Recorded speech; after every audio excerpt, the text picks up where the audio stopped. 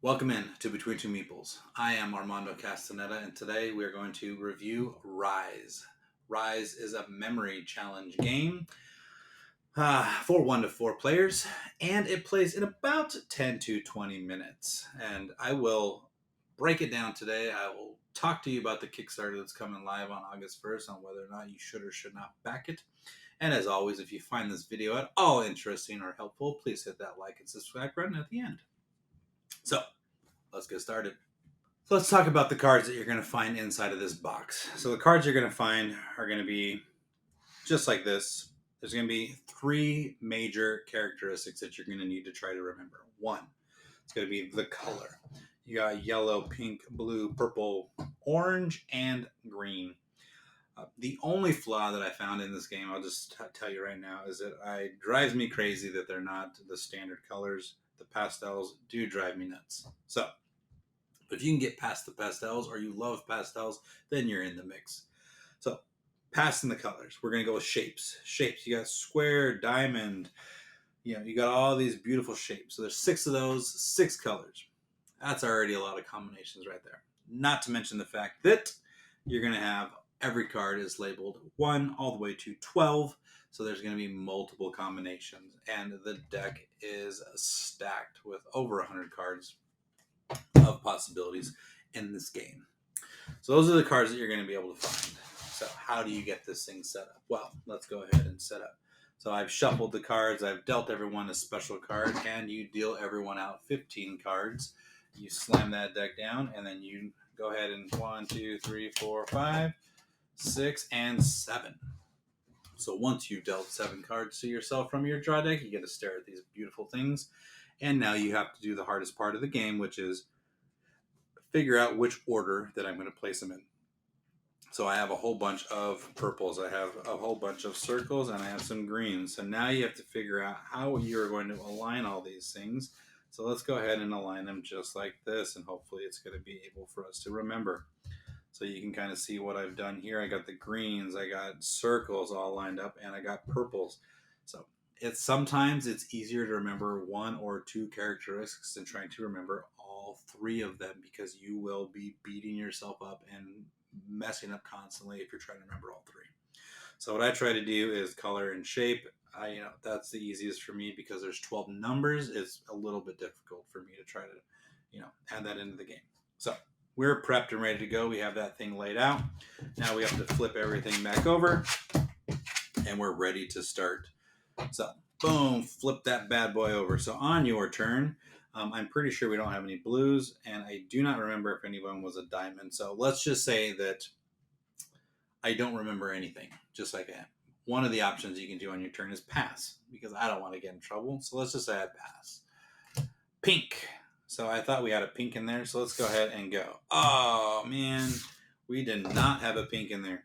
Maybe we did, I don't remember. But let's just say that I got one of these right, finally. Boom, I got this thing right. So that's your other option. So you play it. If you get it right, it moves to the next person. If you get it wrong, like I did, you have to draw 3 cards. It goes into your draw pile, and you continue to grow your draw pile.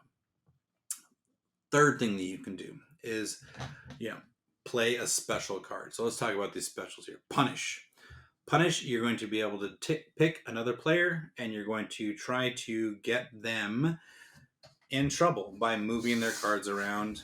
So in the rules in the game, you would remove one of the cards, and you can put it either to the far left or the far right of their deck. If you're like my kids, they say that you should be able to move 3 cards and swap them however you would like and put them back in any order. Or you can just pull them all out, pretend you're swapping them, and then put them right back in the same spot, because my kids have done that as well. Or if you want to get really challenging, shuffle them all up, and hopefully the guy has a P card to go over there and look, because at the end of the day, getting more cards into somebody else's pile is always a good thing.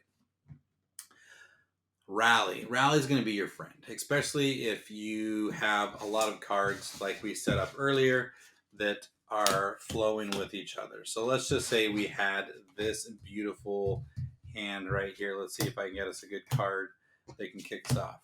Okay, so let's say that we had this 3 diamond in play. Now, I can start off my rally by going 4.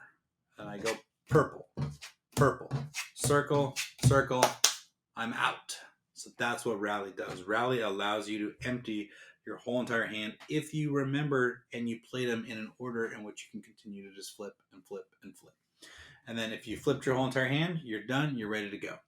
So then by the time it gets back to you, the last thing that you can do when it is your turn is it's called picking up. So because we have no cards, this technically can be triggered if you had 3 cards left and you don't remember what they are. You can say pick up. So at this point, if I did have those 3 there, I would pick up 4 cards and I would do my best to try to learn and figure it out. But since we had none, we just rallied. I get to look at all 7 of them and then I get to rearrange them again. If these 3 were face down, I would not be able to look at them. I would only be able to look at the cards that I just picked up from the pickup. And then I would rearrange those as well, slam those back down.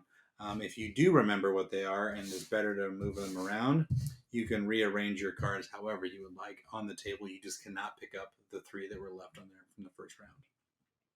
So that is your 4 options of what you can do during the gameplay. I've broken down 2 of those things, and once again, peek is very simple. I get to look at all my cards. I get to peek at all of them. I get to rearrange them one time during gameplay, lay them all the way back down again, and hopefully that helps. Those are the special cards.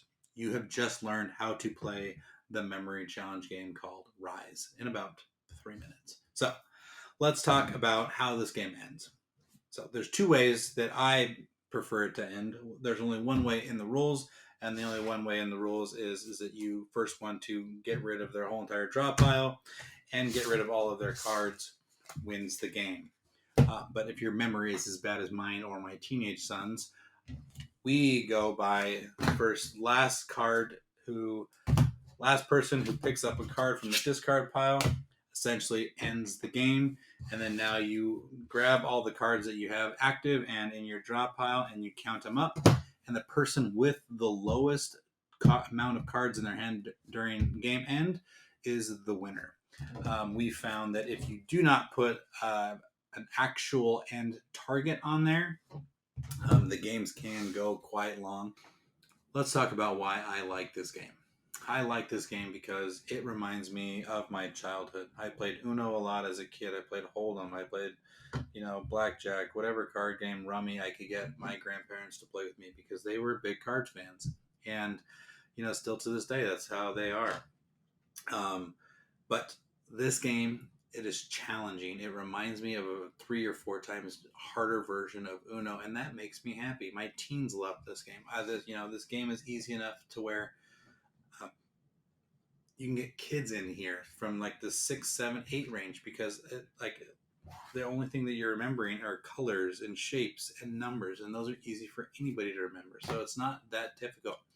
This game can be taught to multiple people who can't speak the same languages because, like I said, it's shapes, it's color, the game is easily taught to a group of people, a wide range of people.